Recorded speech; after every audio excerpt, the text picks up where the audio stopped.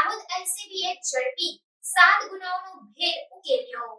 જામનગર જિલ્લાના ધ્રોલ, જોડિયા તેમજ વડોદરા ગ્રામ્યના ઘરફોડ ચોરીના મળી કુલ 7 અનડિટેક ગુનાઓ ડિટેક્ટ કરી 2 આરોપીઓને ઘરફોડ ચોરીમાં દાહોદ એલસીબી પોલીસે ઝડપી પાડી તેઓની પાસેથી સોના ચાંદીના દાગીના જેની કુલ કિંમત ₹15,710નો મુદ્દામાલ તેમજ વડોદરા શહેર વિસ્તારમાં ઘરફોડ ચોરીના 3 અનડિટેક ગુનાઓના